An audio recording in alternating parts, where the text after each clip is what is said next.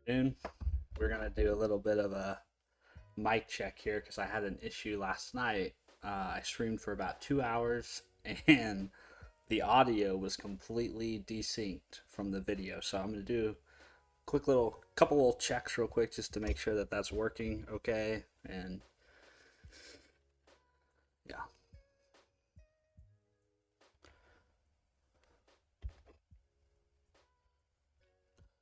switch over to the camera. All right, testing, 1, 2, 3.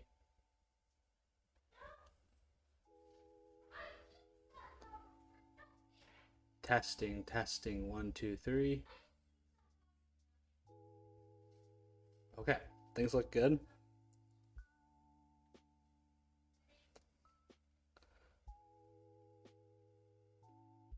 Probably should make a habit of checking in on that periodically throughout the stream because I was very irritated. I was very irritated this afternoon when I find out that I had done something that had caused a big old delay in my stream. So let's go back to the screen share. All right, does my hair look okay? I got a haircut. I don't want my hair to look bad.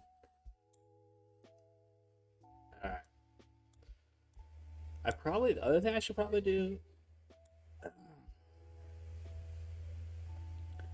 wonder.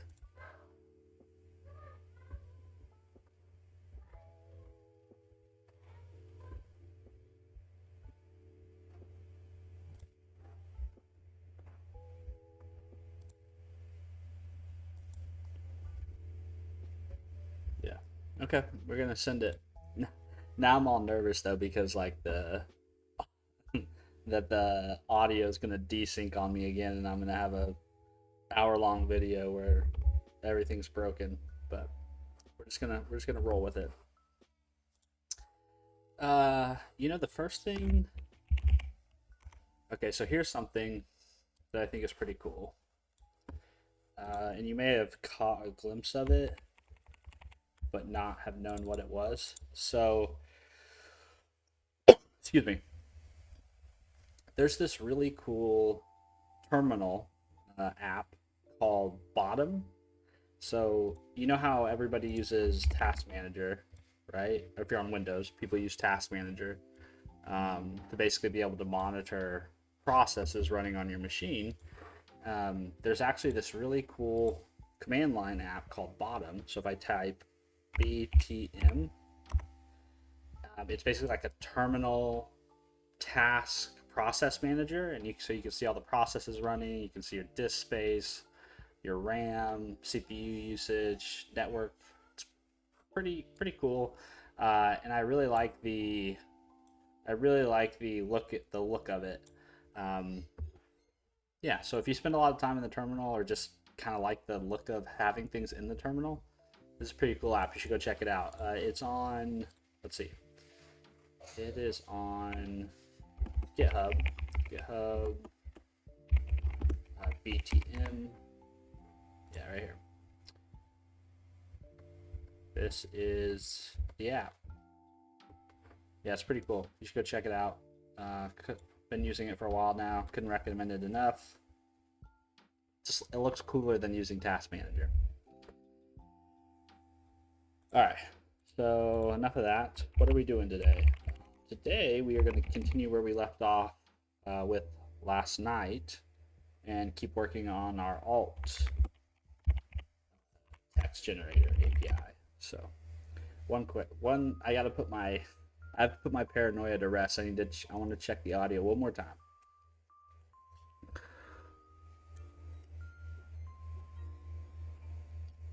This is a problem you have when you don't have a lot of people actually watching you when you're streaming. There is nobody to tell you when your shit's all messed up.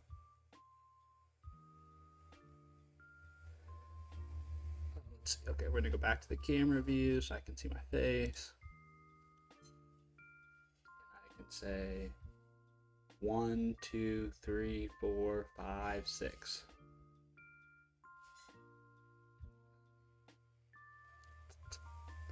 Okay. It seems to be hanging in there.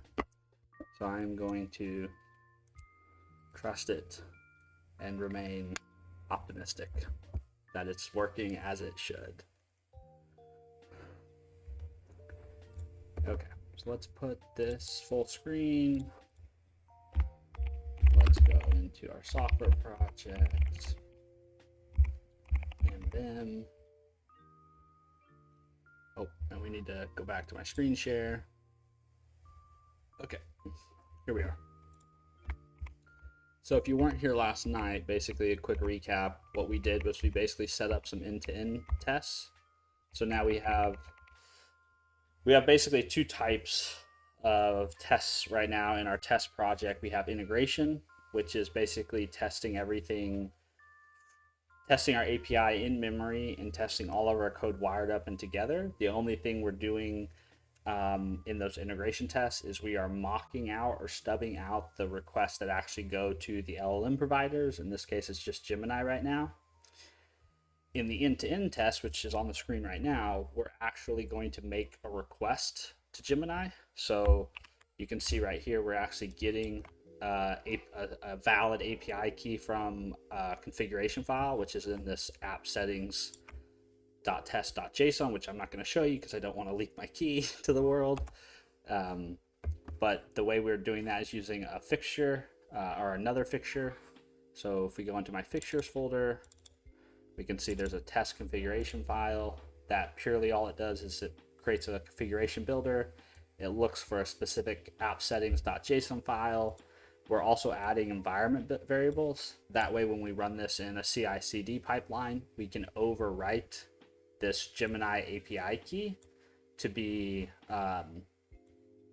we can basically, instead of taking it from a app settings file, we can take it from an environment variable, which is kind of nice. And we should probably also use this convention, because I think that convention works on Windows and Mac and Linux. I don't think the other one works on, I don't think doing the colon works on non-Windows platform, I think. I could be wrong about that, but I think that's the case. So let's go back to our end-to-end test, just so you can see it working. We'll set a breakpoint right here. Actually, let's just run it. Space tr.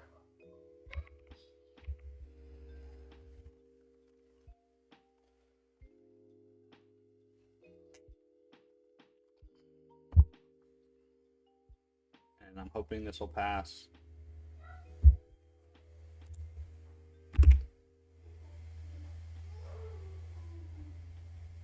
Oh, okay, so maybe I don't want to use test configuration. So maybe I don't want to use this because this seems to be platform specific.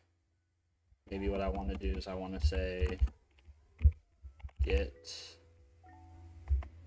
section Gemini,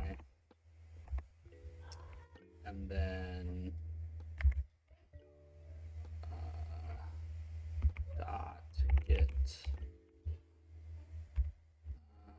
can't see, close that, get value API key. Don't do the same thing here. I'm thinking this will work. Basically, I want to be able to retrieve that config value in a way that will work both on Windows, Mac, and Linux. Because I develop on a Windows machine, but all the CI/CD runs usually on a Linux container.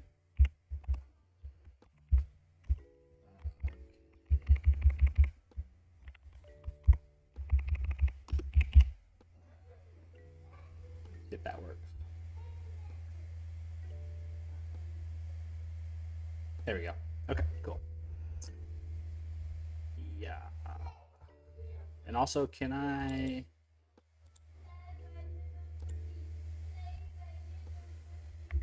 make a pivot method static string get, not get environment variable, get Gemini API key.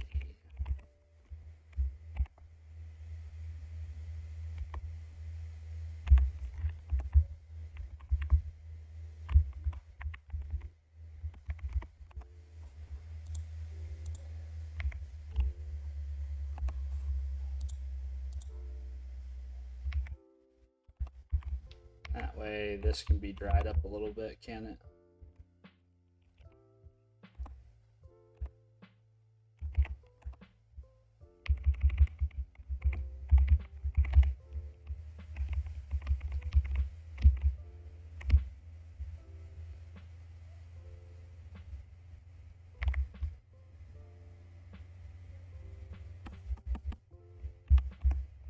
And you might say, well, why have a property that calls a method?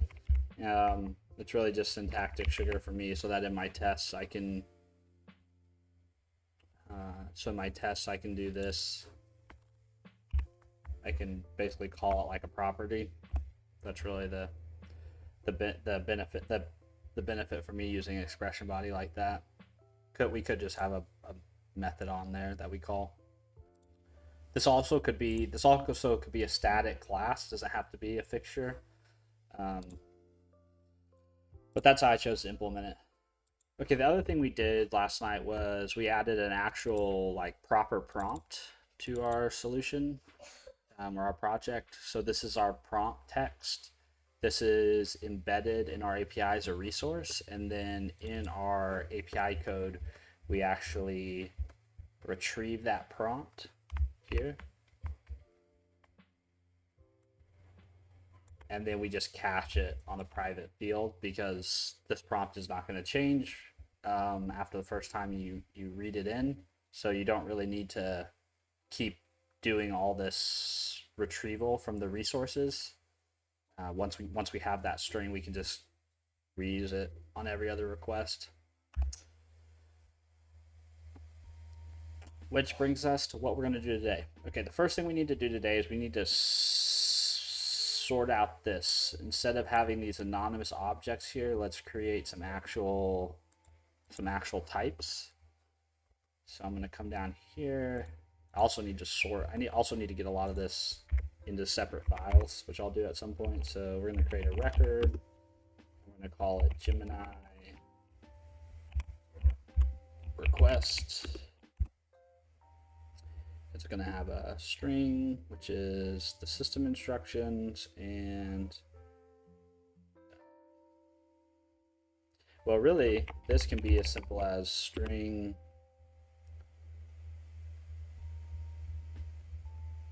I mean, it has to be translated into the shape that they expect it.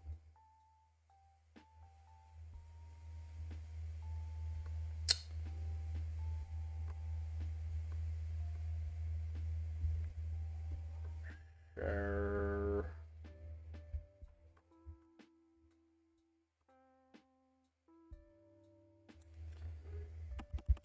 This is going to have a couple things to it. The system instruction is a content object. Content system instruction. And this is an array. Like that. Oops. What the heck? Why can't I return down to a new line? There you go. And obviously content isn't defined, so we need to return that. This is not going to be an object array. This is going to be a part array.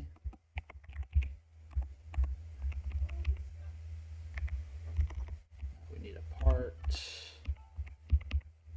Yeah, let me open up their API documentation because I don't remember all this off the top of my head. API generating content.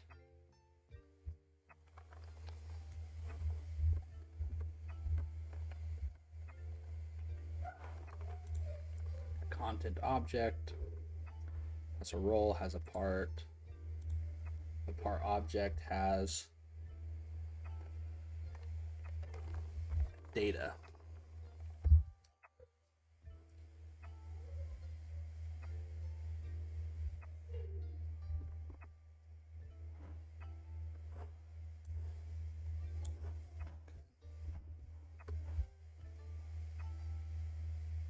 It's an array of parts, and so basically they can be multiple things. They can be inline data, an inline data object. It can be a text object. But do I want to go down? If I go down the polymorphic route, then I have to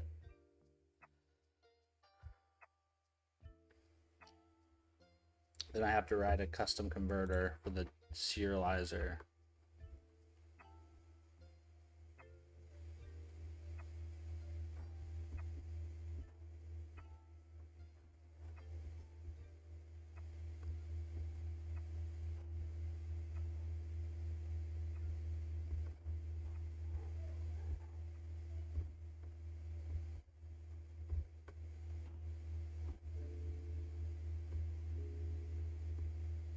A part consists of data, which has an associated data type. A part can only contain one of the accepted types in part.data.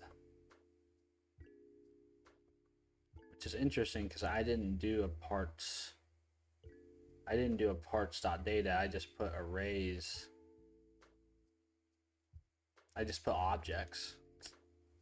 So I'm guessing there, however they parse their response, they can figure out.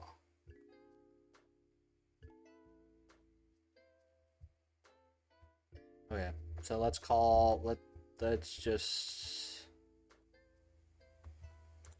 have this be a text part, right? So we'll call this a text part.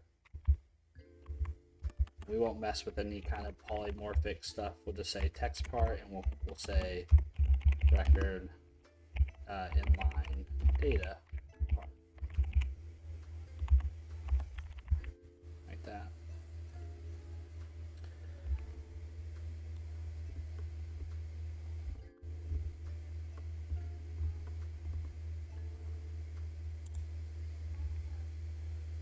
I think then what we can do is we can say bar request content.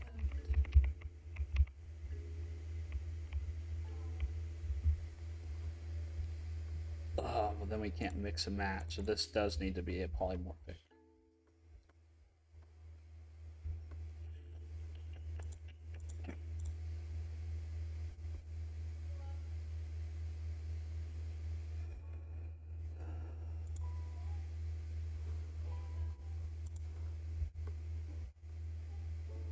Need to have a type.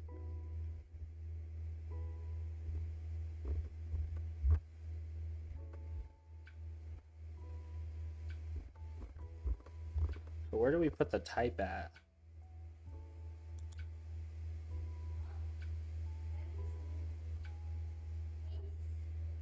Which has an associated data type. A part can only contain one of the accepted types in part.data.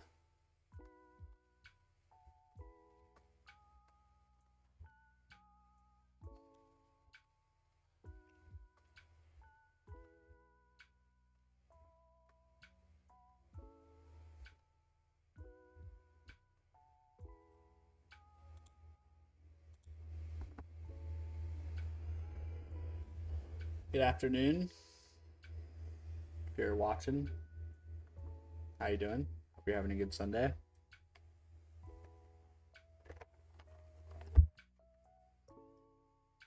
I'm trying to find an example where they mixed the parts.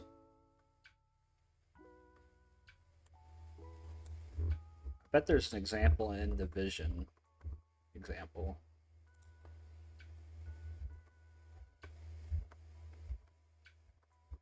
Let's see. Yeah, they don't have a type field in here.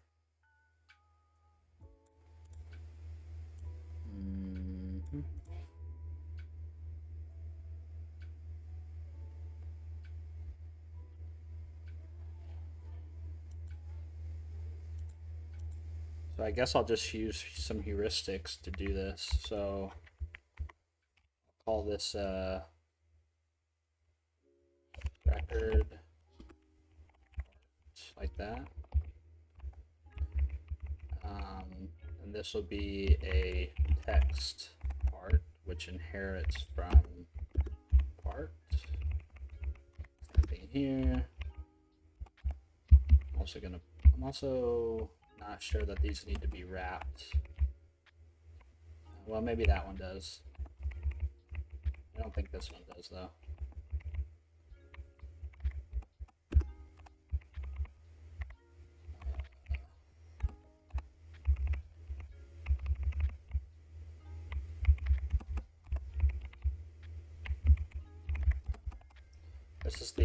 This is the non-exciting part, right? Where you have to kind of just model the world in your code. Yeah, so basically now the problem is that when we deserialize these or serialize these, will we need to deserialize them? I don't think we need to deserialize them, so maybe we don't have to worry about a converter. We should basically now be able to come up here, and this should work. So now we can say text part, and this can be part array, and this can actually be simplified using all of this can be simplified using a nice collection expression. God, I love those things. Literally the best part of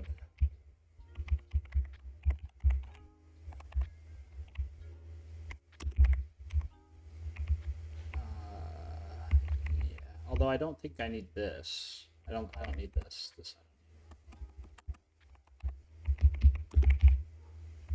There's no argument that corresponds to what?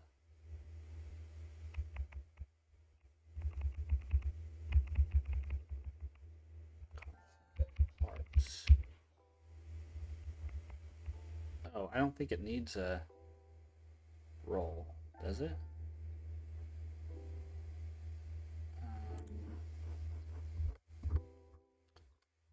I don't think it needs it.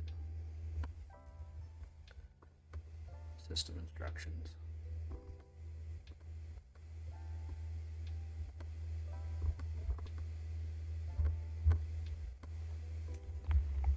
System.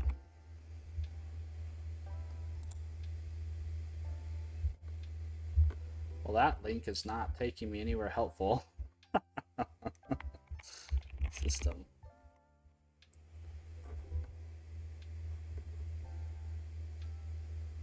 So there, yeah, it doesn't need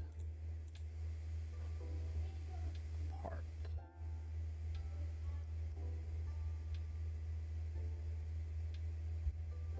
Although I wonder what would happen if I gave it a part. So what happens if I give it or like model?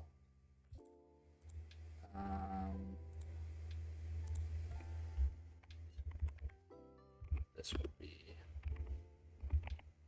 model.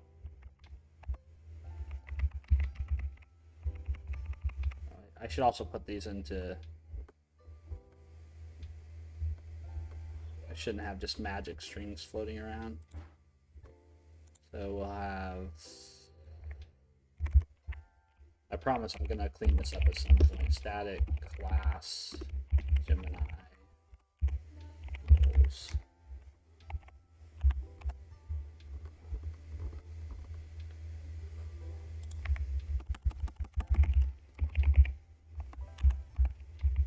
Oh, actually, rename this to Gemini role. Here, same thing here. Gemini role.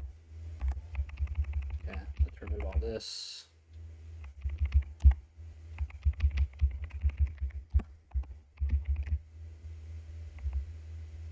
This is user, this is model. That should be our strong types now. Let's go back to our end-to-end test. This is the beauty of having a test, right? You can just make some changes and rerun it. See if you broke anything.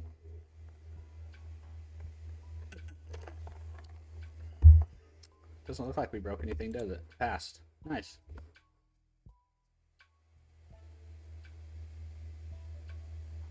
I wonder if it ignores that. So let's go to generate, no, program. And yes, I know I'm supposed to be using my keyboard. I'm using my mouse to click around in Neovan. That's blasphemy, right? Let's just change this to system instruction, right? See if it ignores this. System. Let's just change it, because if it just ignores it, then it really doesn't matter what we put there, does it? Back over here. Oh, you know what? I don't think I wrote out my program file, which may be why this is still succeeding.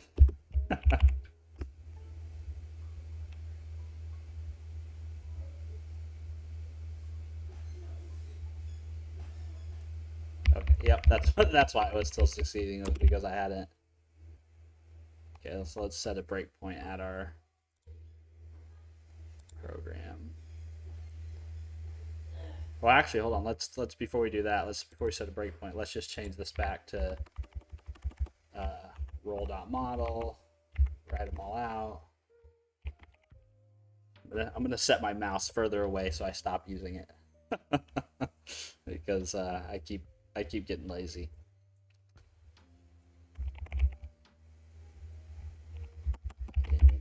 End.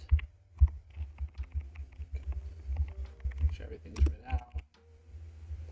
Try again.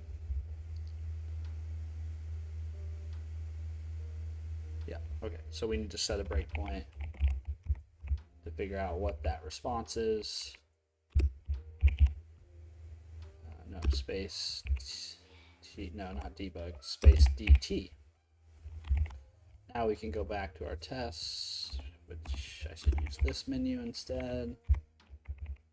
Space TD. Debugging tests is OP. Don't care what anyone says.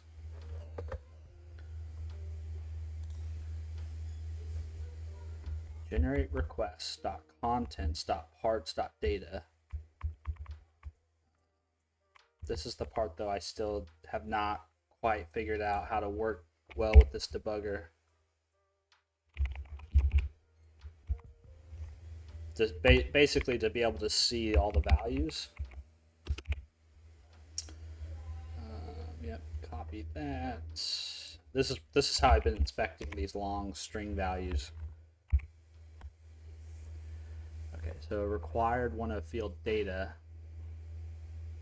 parts 0.data, required one of field data, must have one initialized field. Okay.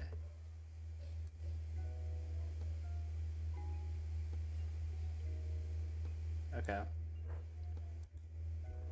So I'm not sure why it was working then with our anonymous objects, because I don't think I was doing that, but let's come down here to the part.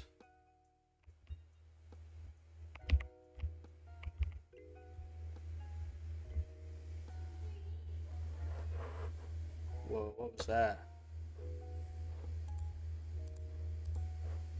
Did my mouse just move? That was weird. Something just happened.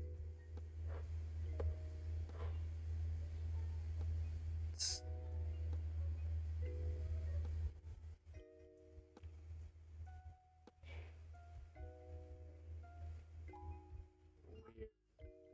Did anyone else see that? My mouse like moved on its own.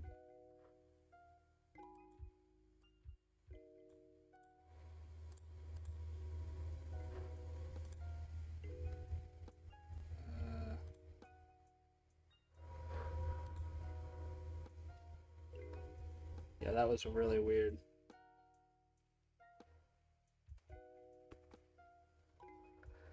Now I'm skeeved out that like somebody is on my machine.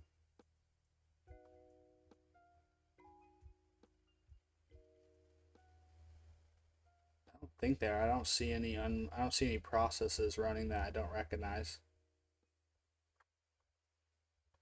Huh.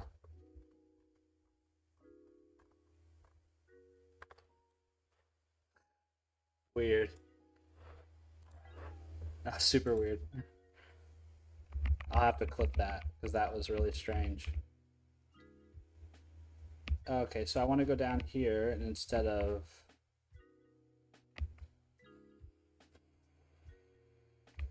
part, so this, they're basically saying this needs to have a data object. So we're gonna have another, so really we're gonna have another thing called record part data.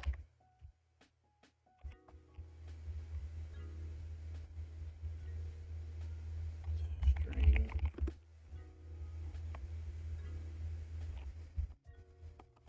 This is just gonna be our base. And then this is gonna have part data. And these need to change. So this is going to be text data. This is going to be inline data.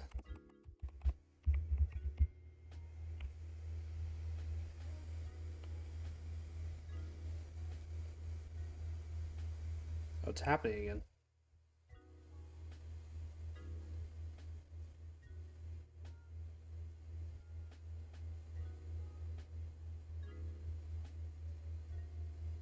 Okay.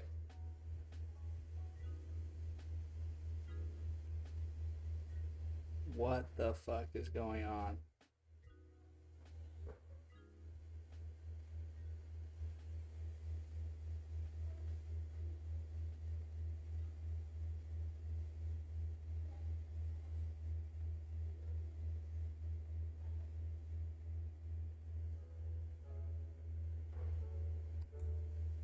Holy shit, what is going on? Okay, I think someone is, yeah, screwing with me.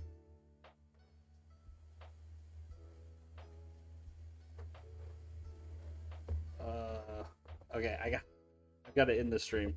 Shut this off. A few moments later.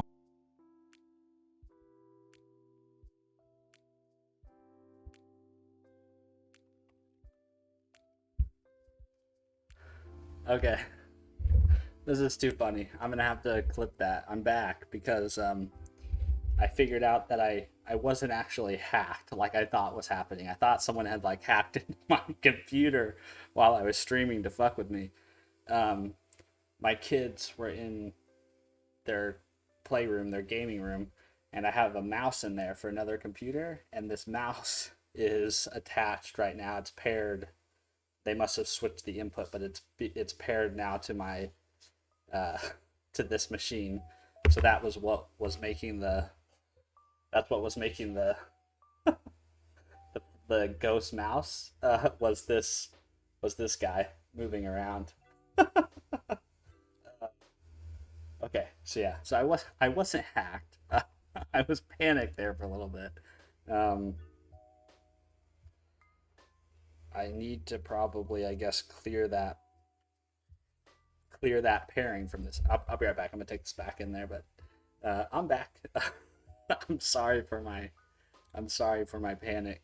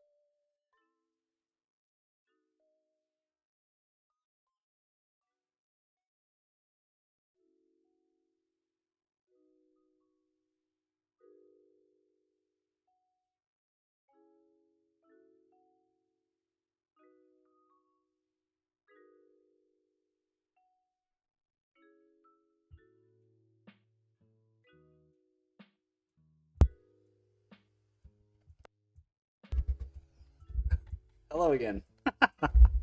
Okay. Hacking scare averted. uh, I'm gonna definitely make a funny video out of that.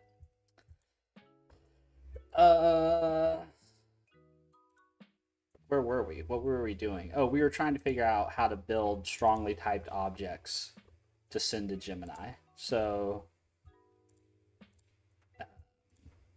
this should be part data. This should be part data.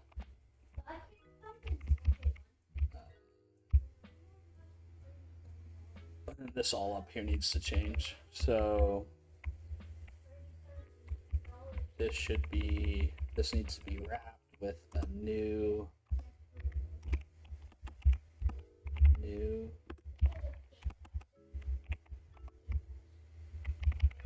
that.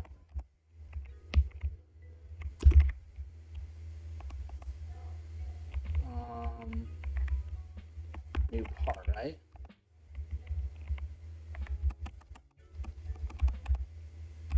New, and then this, oh, this needs to be text data. Text data.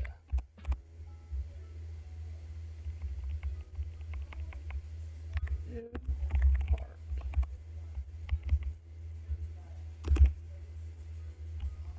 Oh.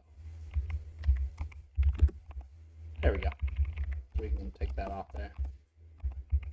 Okay, and then this needs to be wrapped new. This needs to be text data.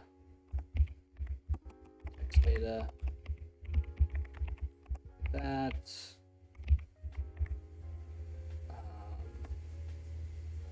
That needs to be new.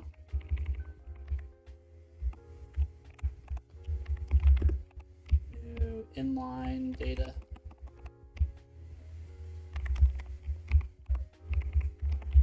Okay, let's see if that fixed our failed test problem.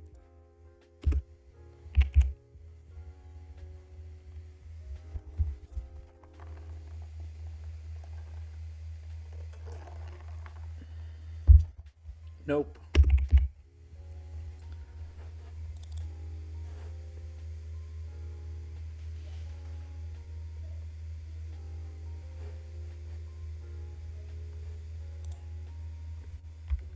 Unknown name data.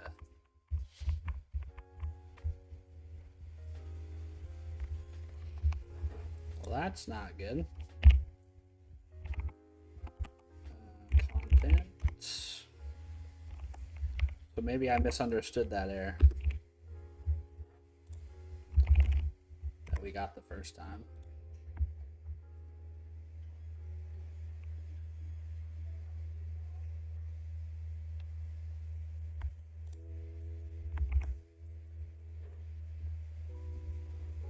Let's see. Invalid JSON payload, unknown name data at contents.parts. Cannot find field.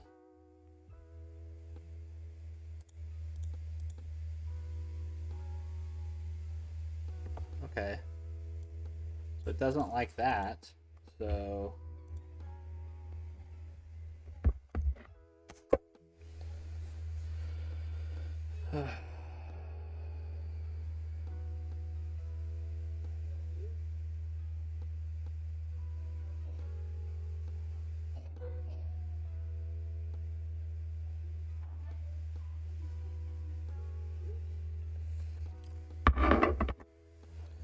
got too many things going on here.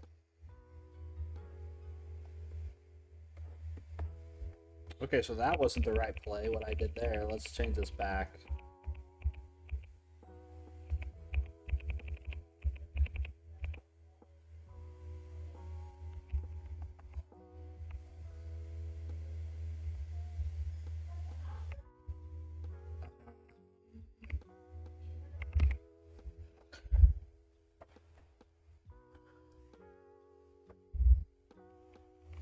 Text part.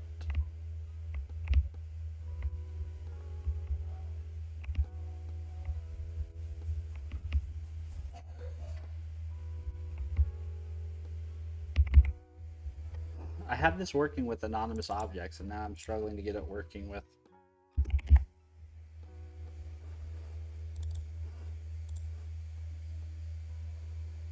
strongly typed objects.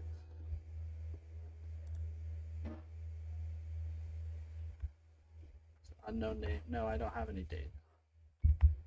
Unknown name. Ugh, keep forgetting to write the changes.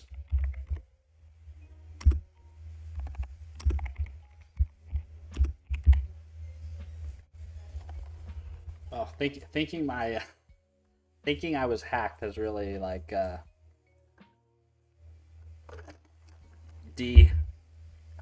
defocused me.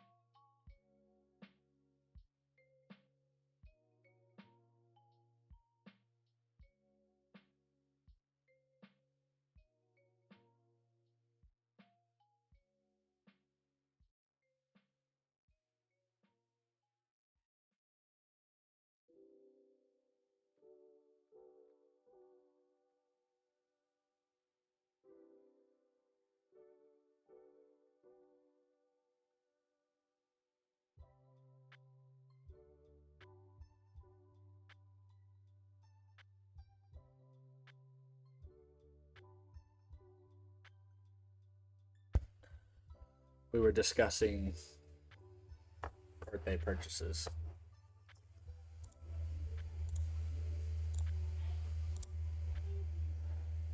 Okay, what the hell am I doing?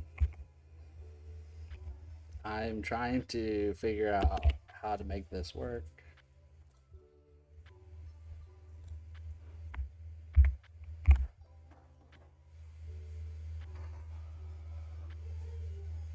Okay. Dot data acquired one of field data must have one initialized field.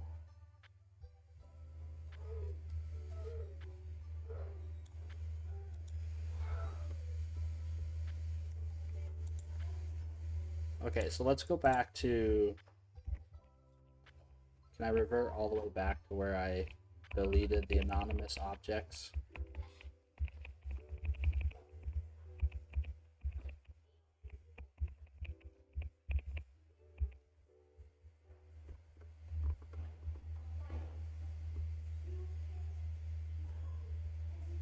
So why does this work without data?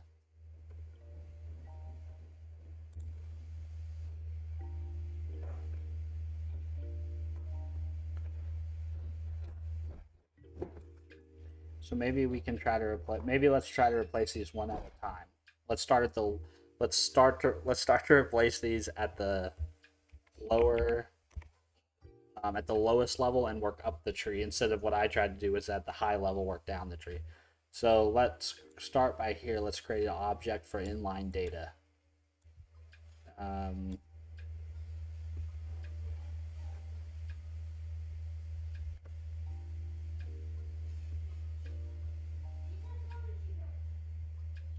Okay, so create a record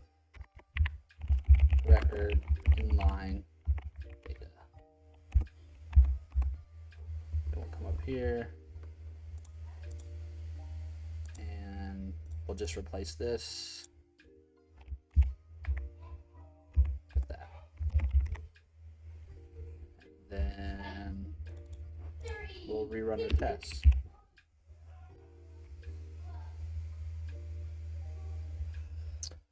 If you were watching earlier when I bailed because I thought I had been hacked, thanks for coming back. Appreciate it. I'm sorry I panicked. I'm I'm relatively new to this whole like streaming coding online, so I thought, man, did I do something stupid and leak something that allowed someone to get into my network or something? Um, but yeah, no, I was just paranoid for no reason. Okay, now we need. So this needs to be inline data part. So this needs to be record inline data part, which takes inline data.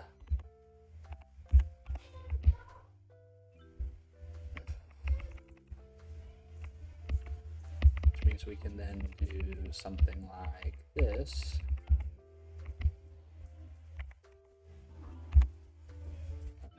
Not like that. New inline data part, like that. And then let's rerun it, or let's write all that out. Let's go back to our test. Let's rerun.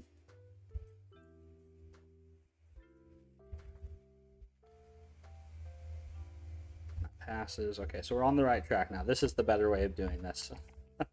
I think when I was trying to model it earlier, I was getting rid of some of these keys from the objects. So let's do new. This will just be new text part. Record text part, like that. And then this can then be new text part, but we don't actually want that there. We're just going to have an empty string. That. Okay, and then now we can declare our abstract. Can I record the abstract? Can it also not have parentheses? Oh, interesting. Okay. Although I think I prefer it with the parentheses.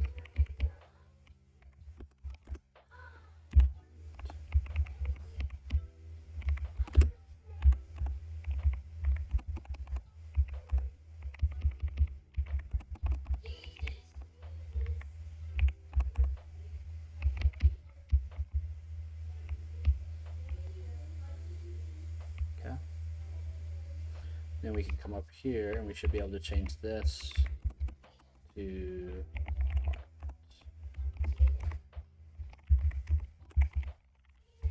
run our tests again.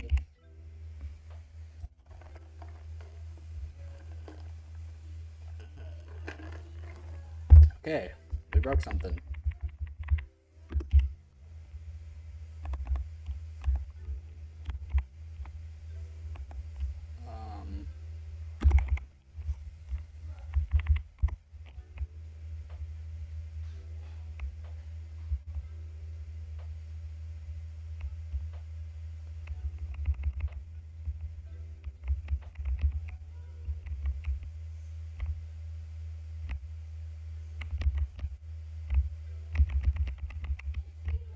Yes. I'm curious what we're posting, right?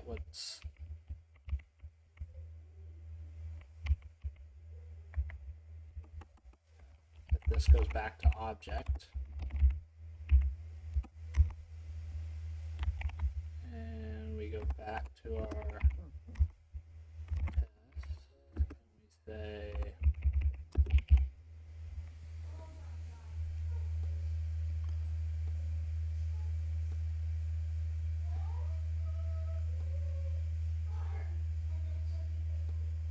I wonder if we do need the JSON converter.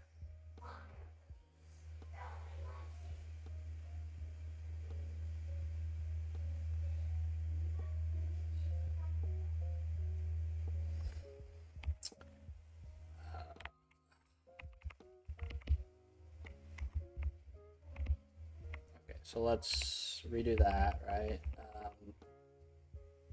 And let's just really quick, let's say var request JSON.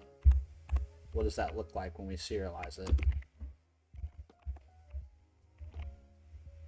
This is roughly what's happening under the hood, because I haven't customized this. Have I customized the serializer? I don't think I have. Yeah. So you can add a method call on your services collection to customize the serializer, but I haven't done that. So let's go back over here and see what's happening.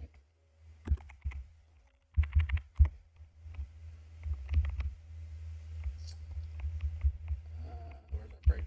Okay, what's our request JSON look like?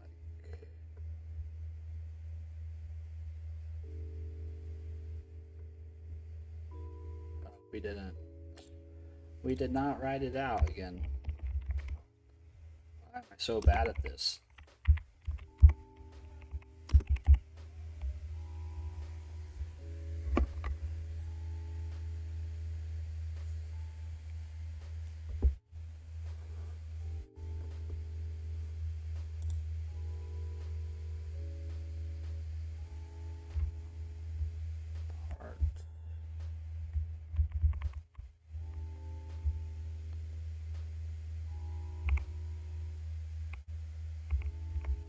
Okay, that looks right, doesn't it? Request JSON.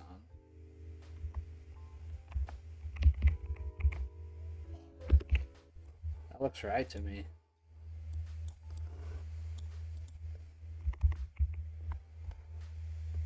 So there's my parts. Oh no, yeah, see, here we go.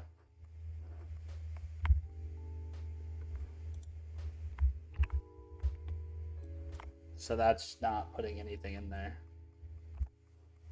Okay. So don't save, continue.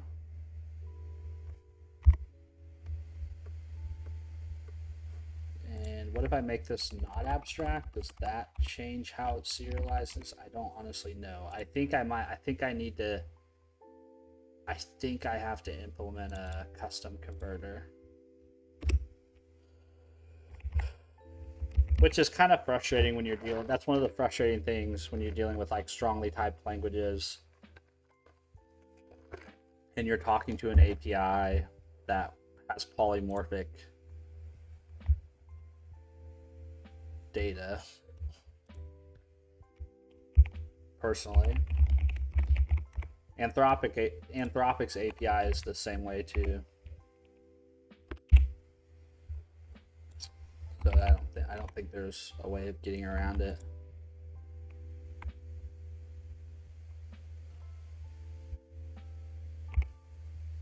Yeah, it still doesn't serialize anything. So what we need to do is delete. Yeah, don't save.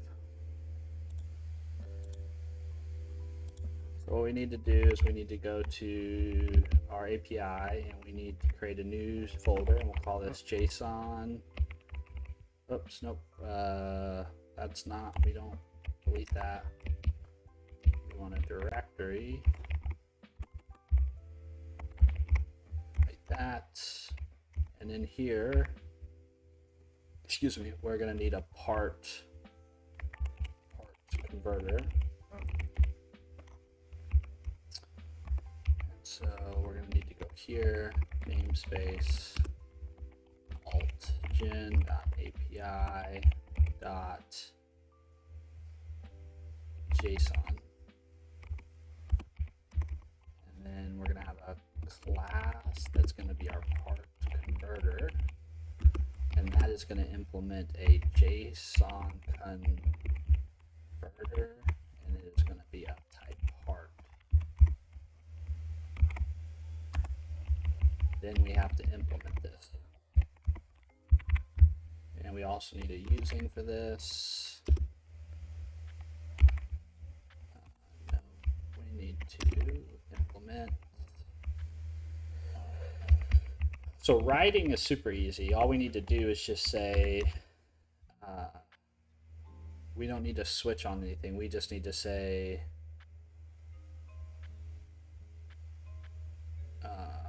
JSON serializer dot serialize. Yeah, I don't want to do anything custom here. How do I do that again? I know I've done this many times before, but I can never remember. As with many things.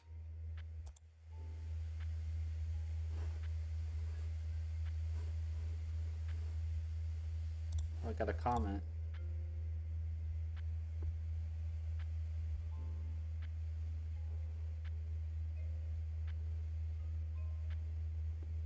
Uh-oh.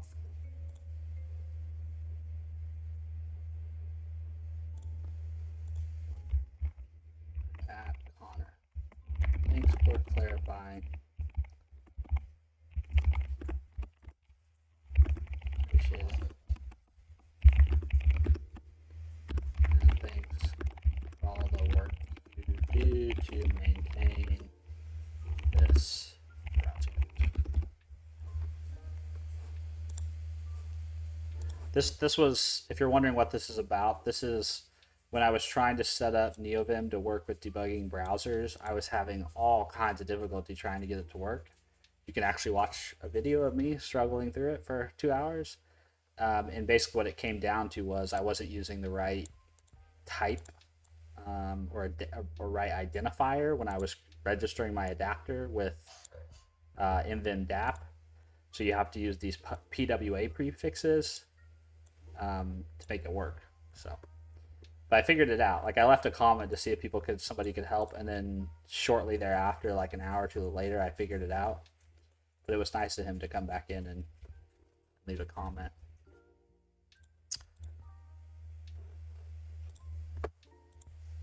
Where were we? Oh, we were going to go to my Anthropic client. Anthropic client.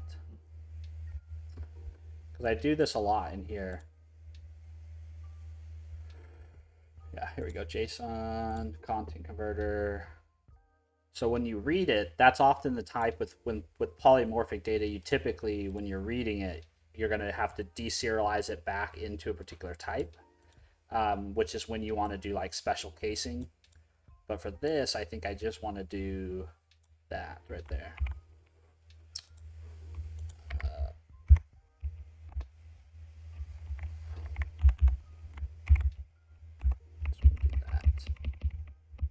And I guess what I could do here is I could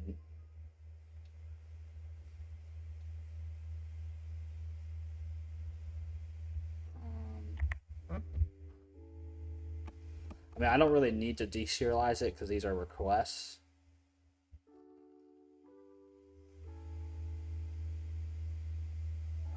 Yeah, that'll work.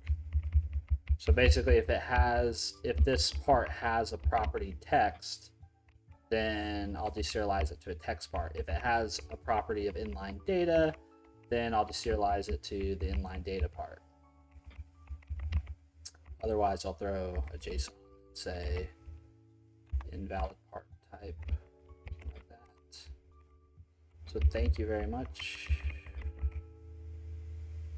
And also, I don't want this to, no, this is fine. Okay, so now we have that. We need to register it with our serializer. And so to do that, since we're just using the serializer that's actually injected into, well, what we can do is I can kind of show it working here, right? So if I put this back, I could say something like var options equals, yeah, that's fine, but we could also say converter, and we can give it our new part converter. That. And then we can pass this in. And so now, okay, work it. I don't care about that right now. I'm just doing this so that I can show it work.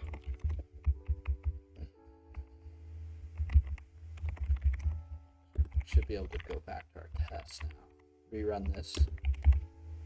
And so now what I'm hoping is that when we serialize the parts, we actually get some data in the request.json. So if we go request JSON, we should be able to go here, copy that, Notepad. I know this is a really janky way to do it.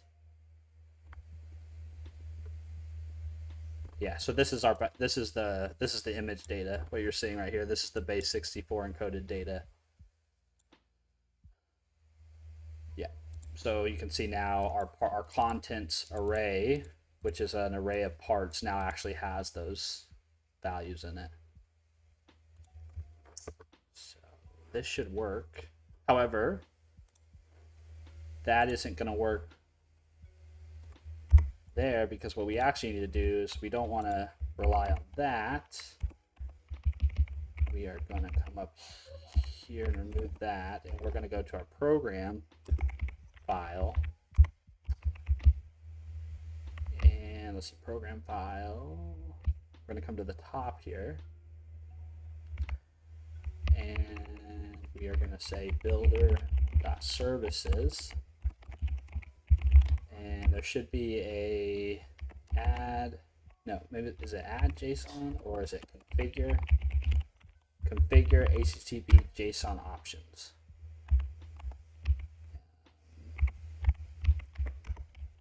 So we can say options dot serializer options. We can say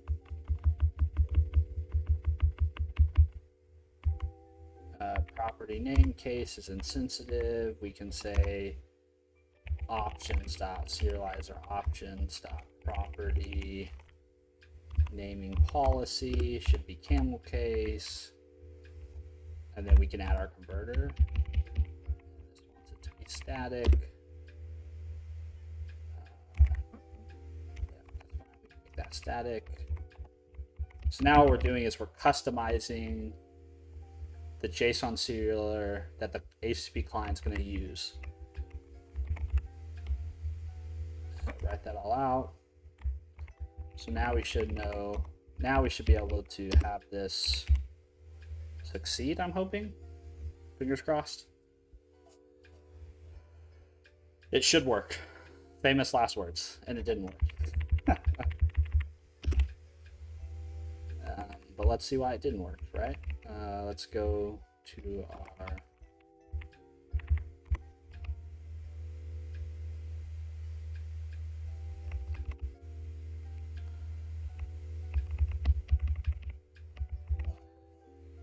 space DT.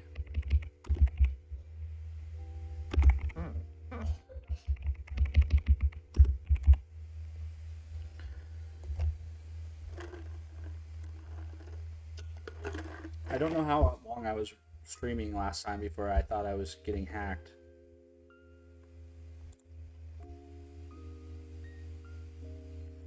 What's this say?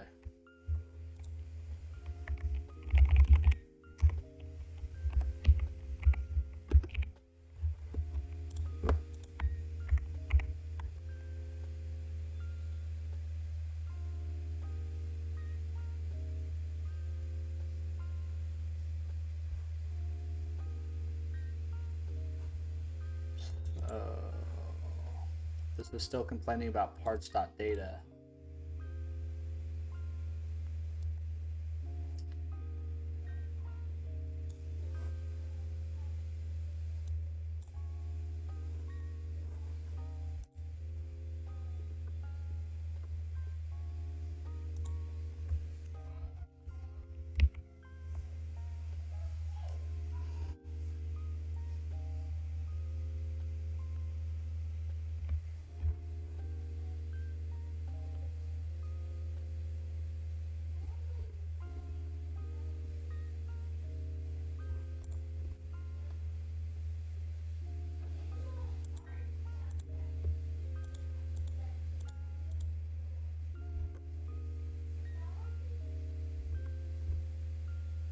Oh, should this be called data? No, meme type data. But inline data part.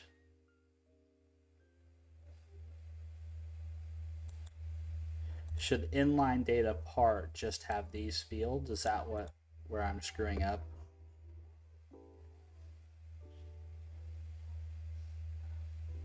No, because this was working before.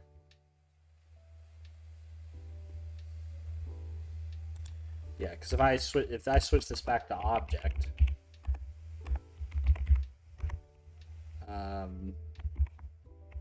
this works.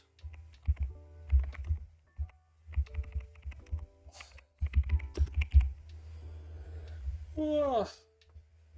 This shouldn't be this hard to figure out. I don't know why it's frustrating me like this so much.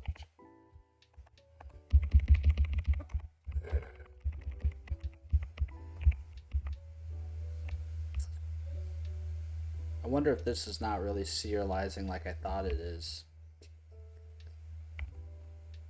Like Shift K.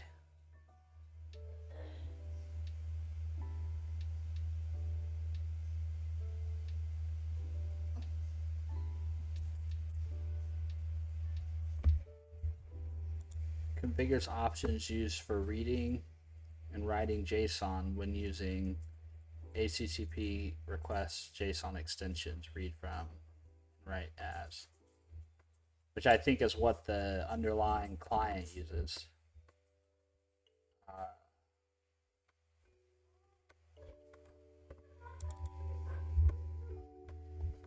But I guess like, let's actually say var request equals var options, and then var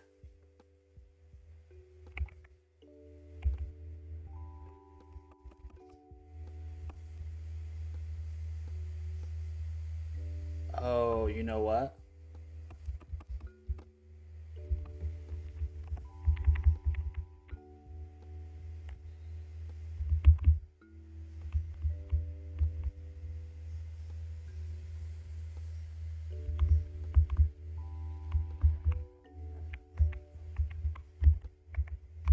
I bet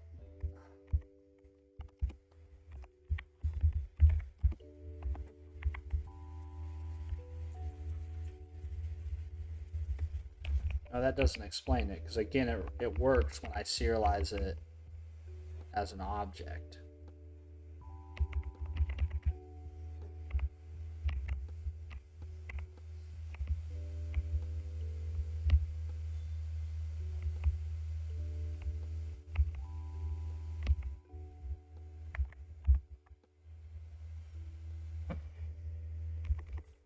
Okay. Var options var request JSON equals that, and then instead of this we will say post async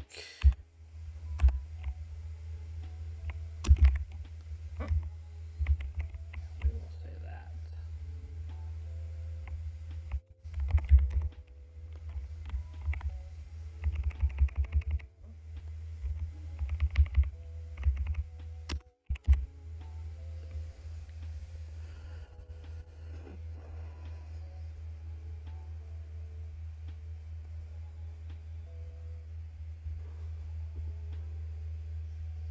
Yeah, that worked. See? Yeah, that worked. That's a successful response.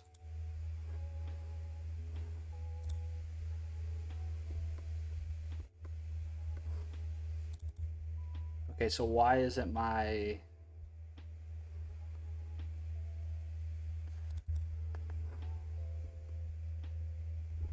property naming policy is camel case?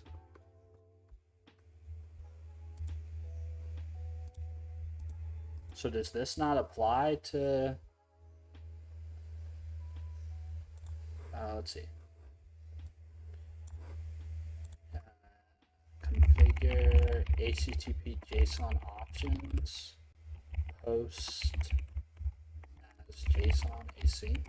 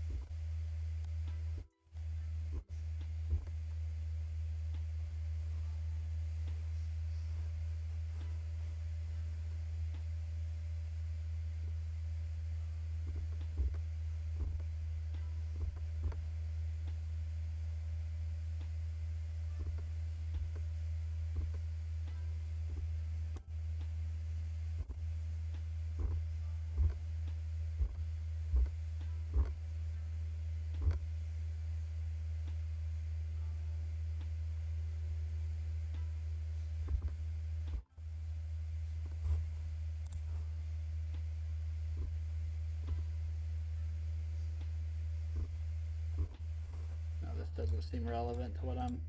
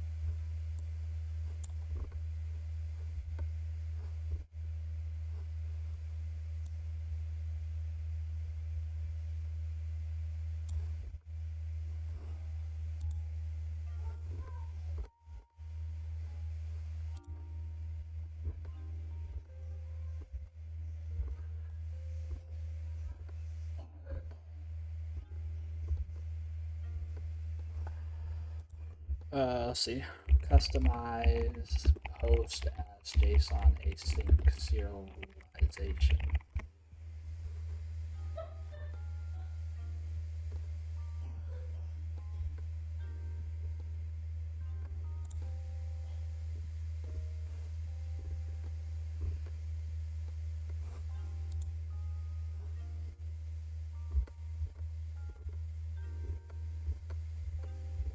See, because what I'm expecting is that this same stuff is happening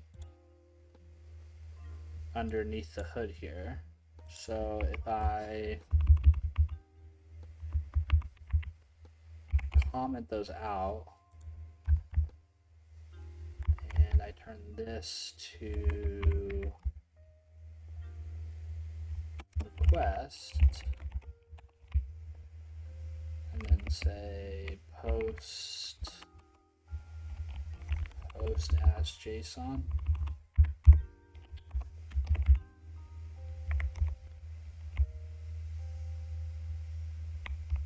I guess I'm expecting this all to work the same, but it doesn't.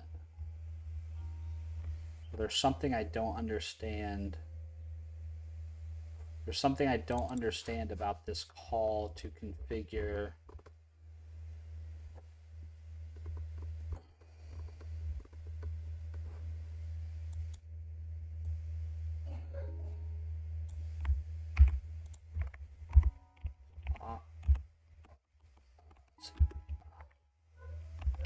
just do some dot exploration here. Dot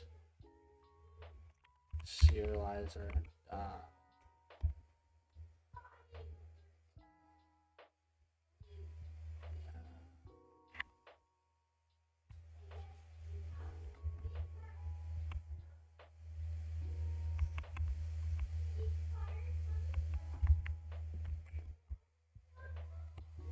Opie, stop.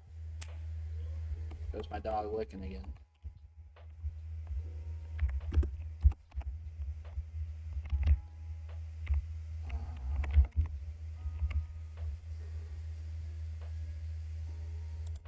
Configure, just read about this.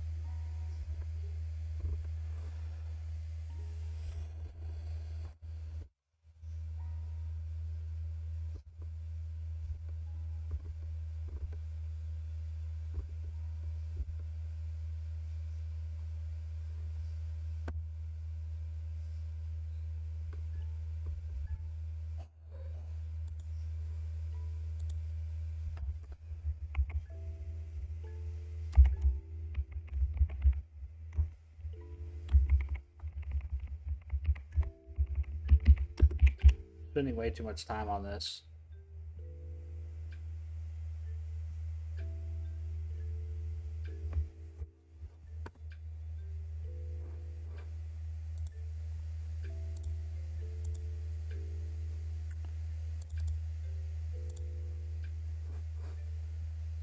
I wonder what post as JSON async calls under the hood.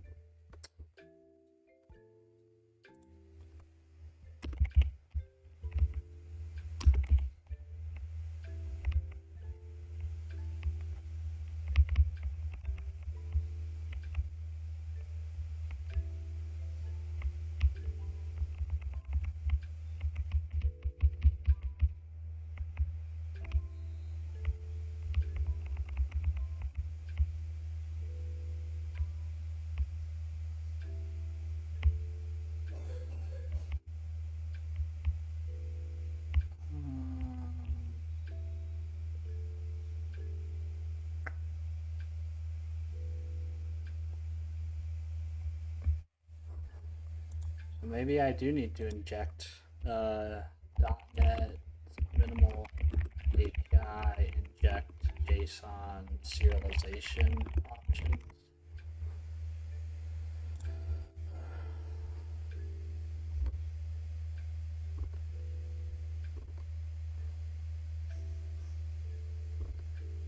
But then how do you use it?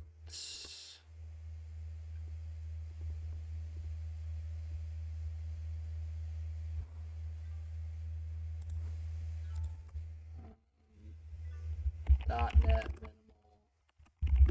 minimal API, how to inject serializer options.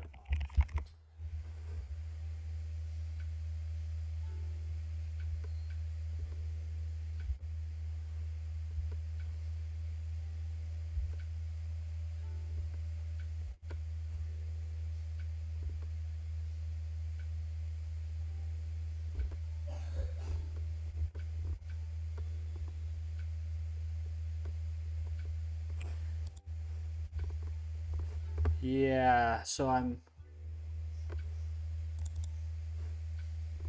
this, I think I'm confused. I've confused things. So this is, I think, gonna affect how my API endpoints handle serialization, handle serializing responses, and handle deserializing requests.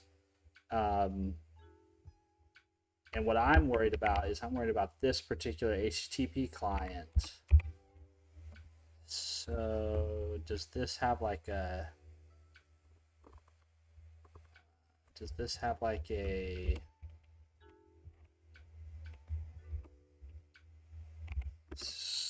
have some sort of way to configure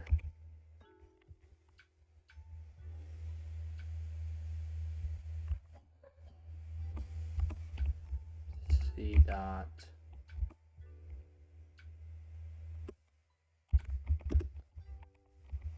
let's see.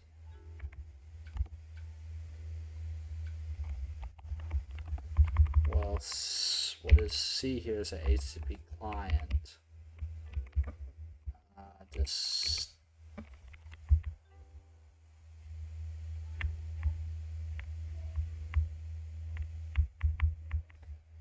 So what I'm thinking is I need a way to basically get those options that I've configured.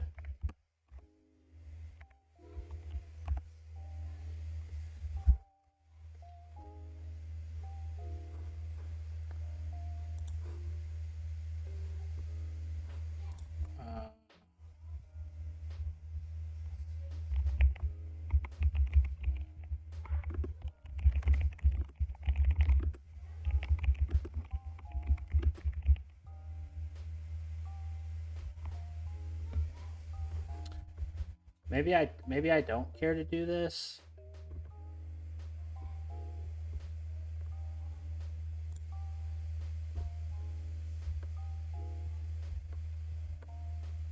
Yeah, see, so that this method call that I was using is more about how the API responds and receives JSON, which is not really what I'm after. So let's stop chasing that rabbit hole, because that I just wasted a lot of time on doing that, which is silly. Let's just define a private static field. Let's see, private static field.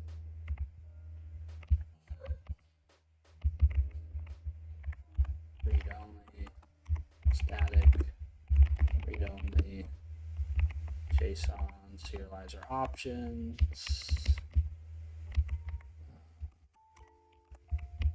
This is fine. This is fine.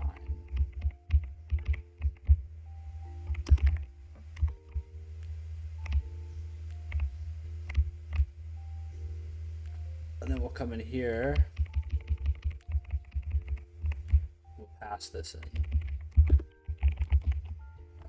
Options.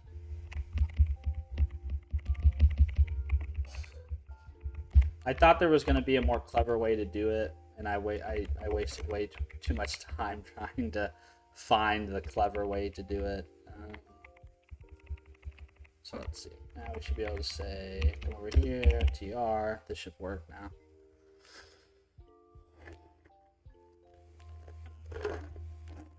There we go. Well, that wasn't silly at all. But now we can go ahead and we can change this to parts. Parts. We can change this to be new text part with prompt. And then we can actually define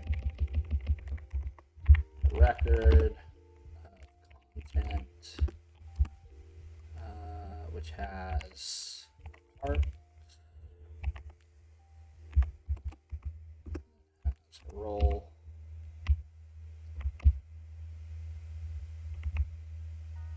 And then we can also define a record Gemini request, which is going to be content, and there, like that.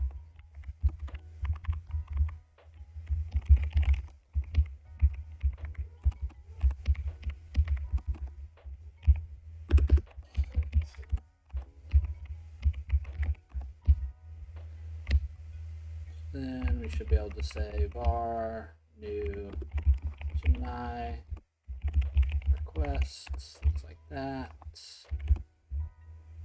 And that's going to take in an array.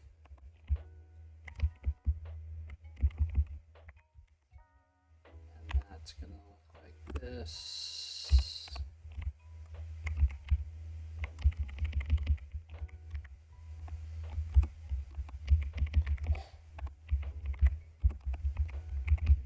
Here, delete all that, fix this up.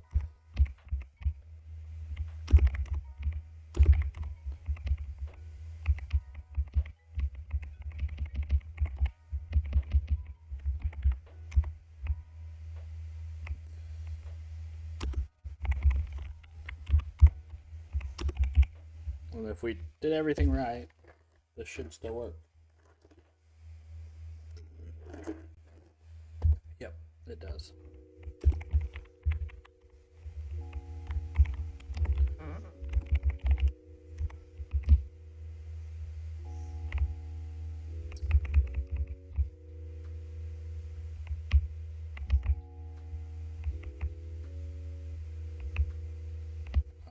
I am gonna though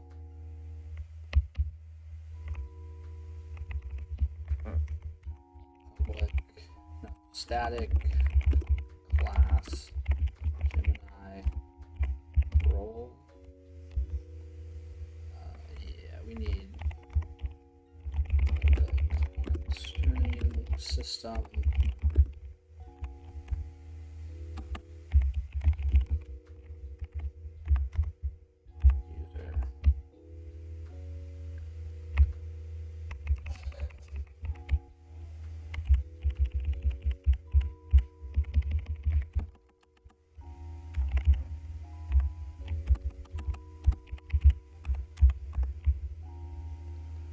We should put some new lines in that one. Shouldn't we? It's a little hard to read.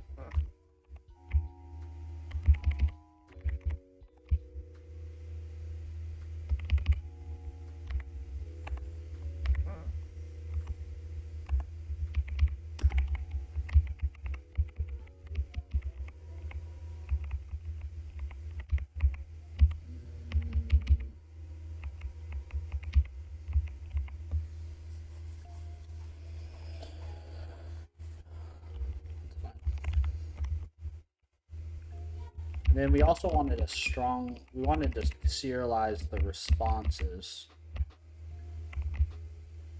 Because right now we're just getting it as a string.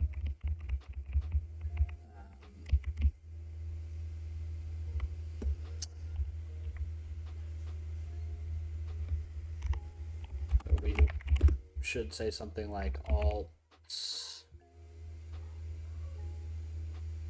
Or maybe we would just say Gemini response equals JSON.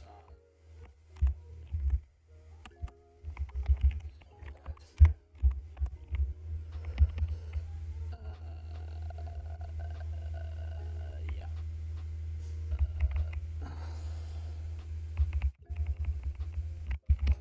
I think I had an example response saved somewhere. Hold on.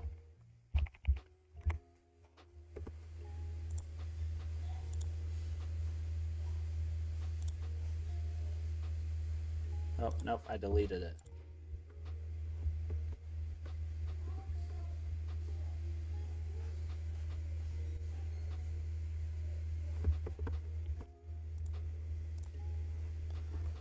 So let's get one real quick.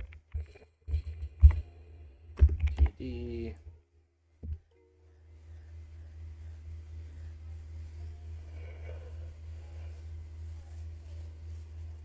We'll just do content. Yank that. Come over to our notepad. And we really just need to deserialize this candidates.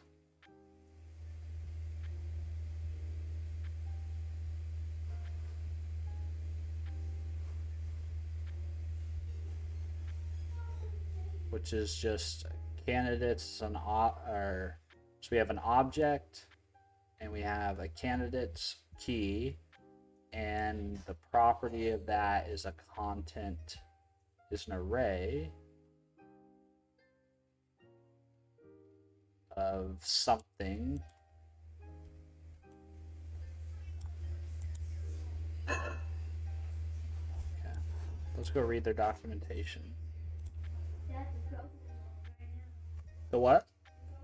Oh yeah, they're doing it this weekend. All the games and stuff. Huh? Oh, nice. Very cool.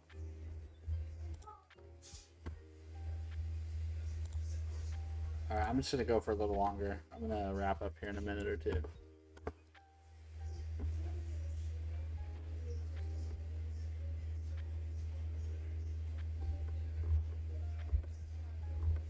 where's the response?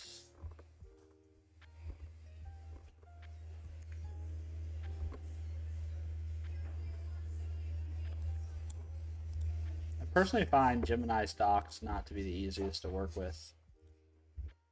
It could be a skill issue on my part, but yeah, that's just me. Generate content response. So this is a candidate's object.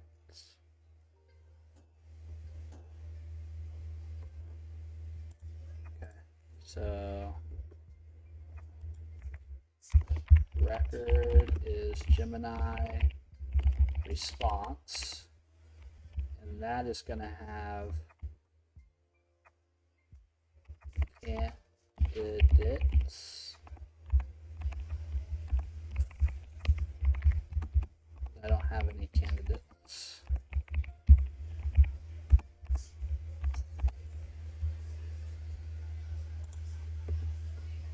And a candidate has content.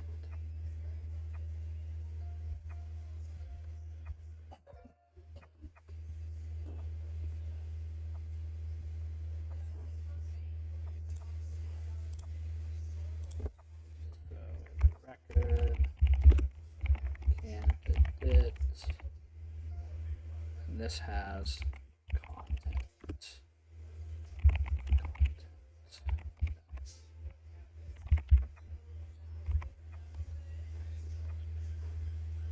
So I want to deserialize this to a Gemini response.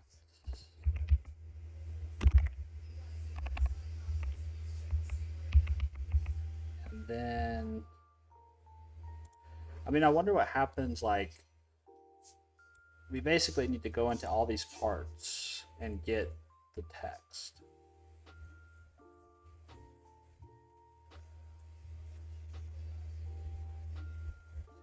So this is kind of a painful data structure to work with, honestly, because you have multiple candidates. So I guess you just get the first one.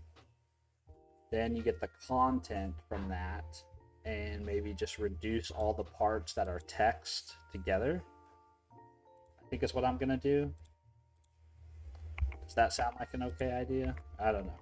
So we'll say var content equals. We'll actually throw here too. We'll say.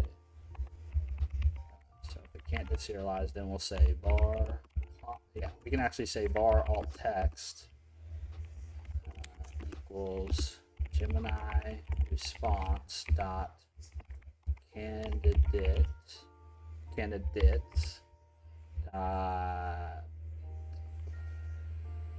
first our first candidate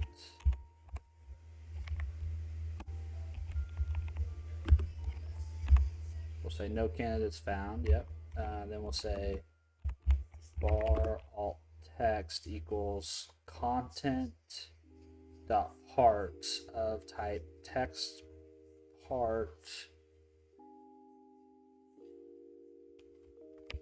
alt text equals first candidate dot content dot parts dot of type text part dot aggregate new string builder. Yeah.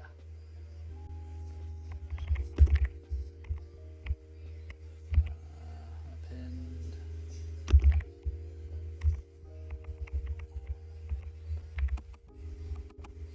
Alt text. Oh, that's messy. Is that not? I don't know. That feels messy to me personally. But that's how the data is structured in the responses, so that's how we have to get it.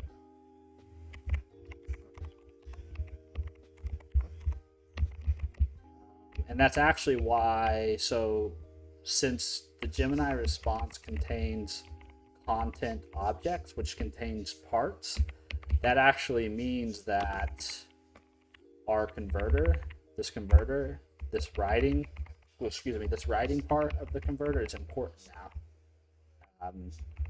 because we need to be able to deserialize the different types of content it responds with. However, in our specific use case, we really only expect to get the text back. So should we try to give this a go now? I think so. I think we should give this a go. I'm gonna check and see if my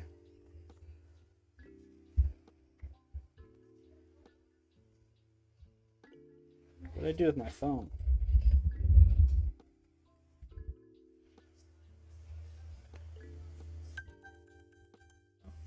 It's right here. I'm gonna check and see if my audio is still working.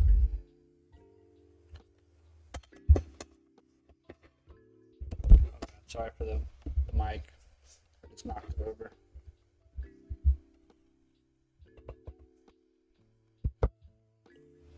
I'm chaos today. Chaos.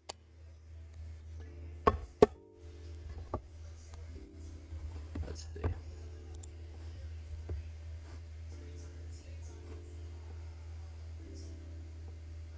Hey Cal, can you turn your iPad down a little bit or get headphones?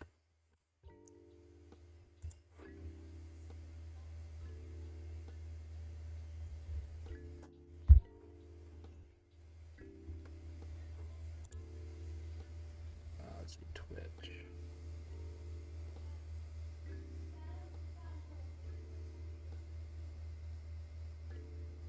Hello, hello, hello, hello. Yeah, okay, my audio still worked today.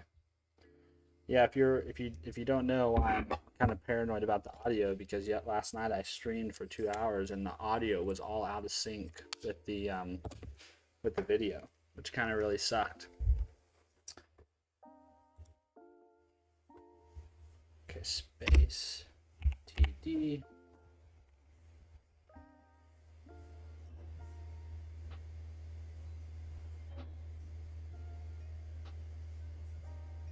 Okay, our response was successful.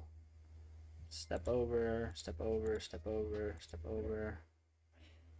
But our alt text is empty. Content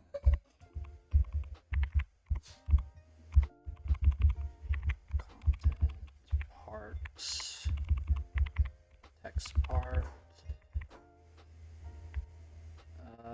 So text is null. Interesting. But we know it's not null here.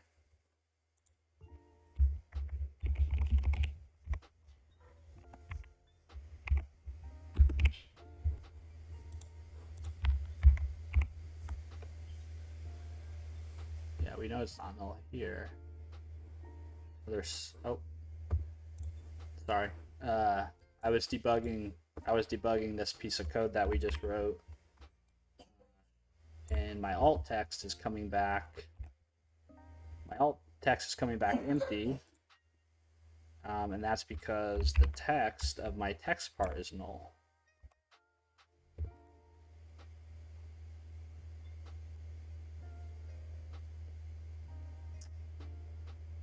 Which means something's up with this deserialization.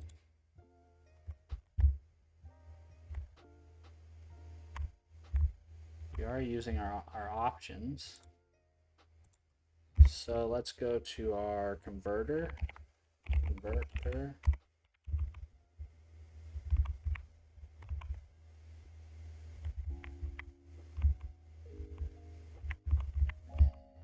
set a breakpoint here, space, et. And let's go back to our test. Run this again.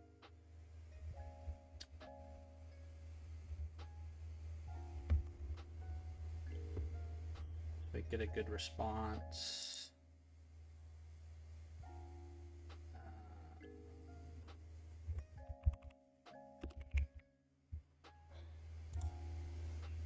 Okay, so now we're in our converter. So here's our text. What's our text look like?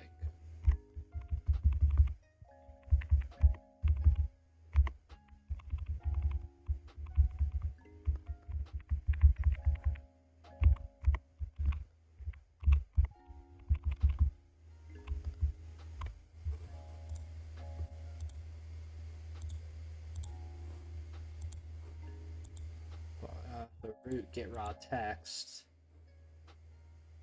Step over that.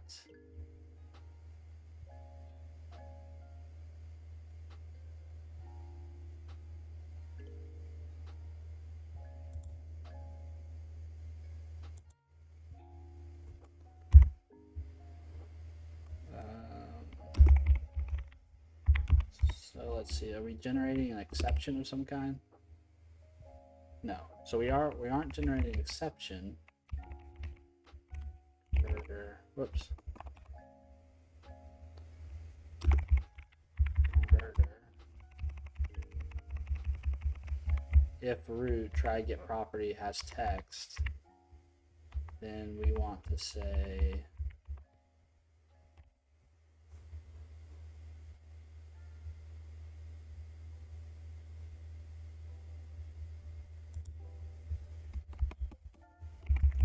root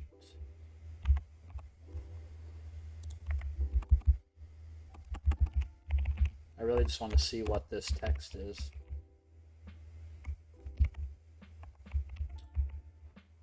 So another breakpoint there. Space TD.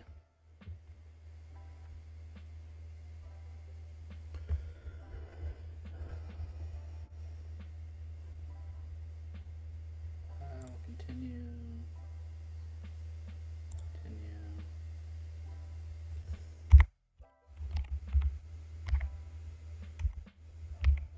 That was weird.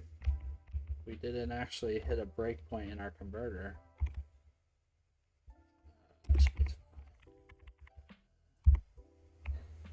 Oh, did we not set a breakpoint here?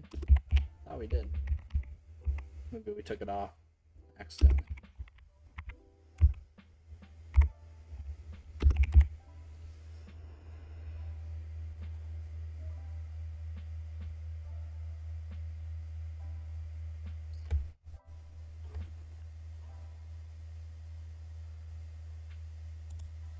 There we go. So what's our root text?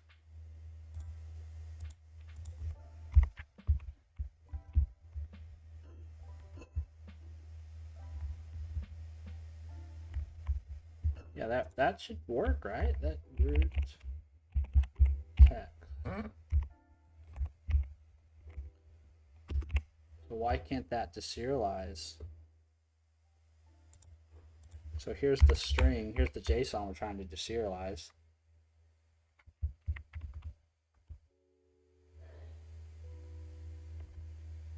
So yeah, why can't that?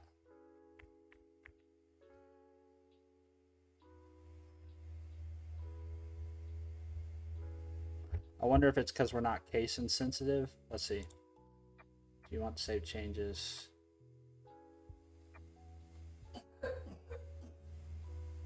I bet that's what it is. Do you want cancel? I actually don't want to. Okay, go back to our converter. No, don't go back to our converter yet. Go to our program. Come up here. Say property name case insensitive is true. And come back down here. And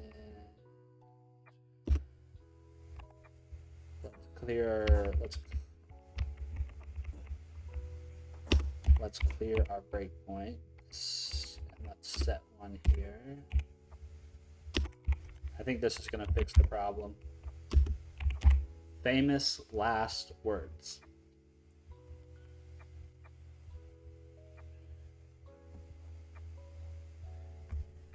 Let's see, alt text. Nope, still empty.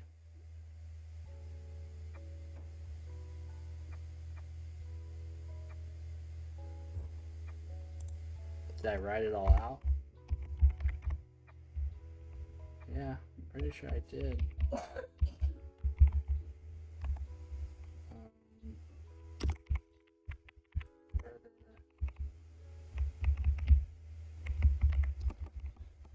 Our text part.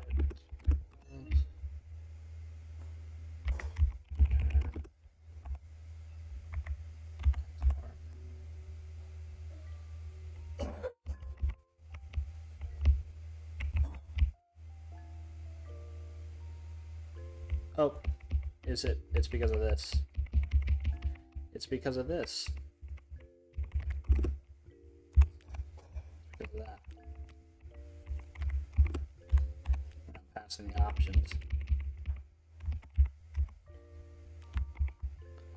It's because we're not passing the options in. Well, that's what I think it is.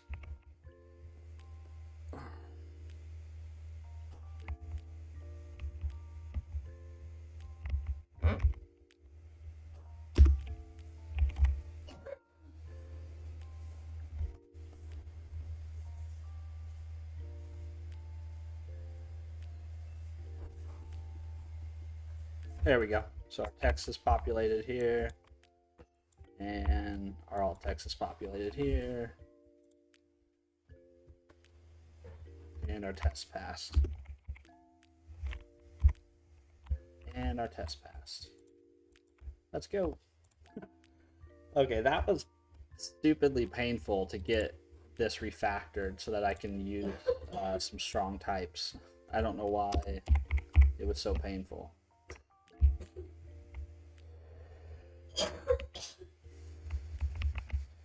But it was. Let's go back to our part converter. We can remove some of this stuff. We don't need to have all this in here.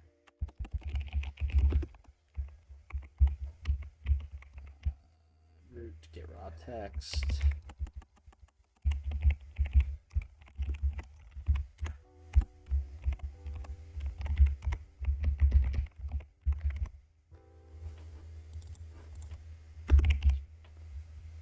We'll rerun this. Awesome. Okay. So what I was hoping to get to do today, but we didn't actually make it to, is I'd like to add another set of tests called prompt evaluation.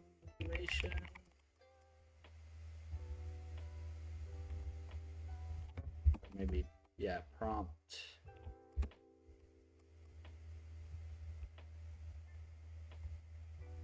Yeah, prompt eval.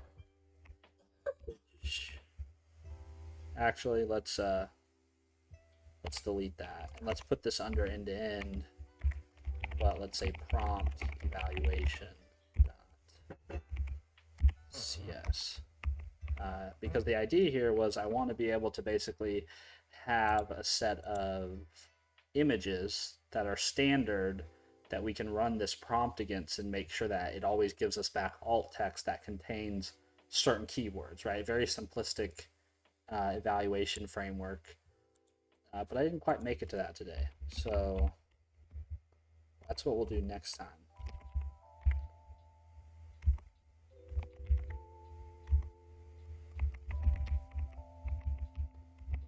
Because I am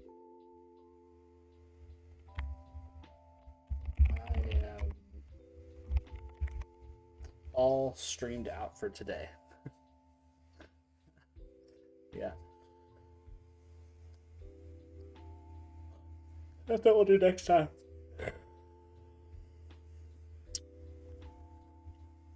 That was kind of funny when I thought I'd gotten hacked.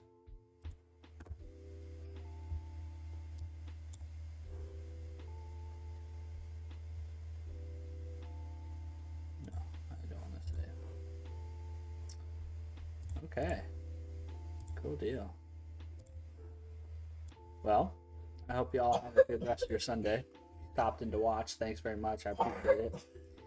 We're getting closer on this project. I'm slow, but I'm making progress. Anywho, I'll see you guys. I'll see you guys next time. Have a good rest of your Sunday.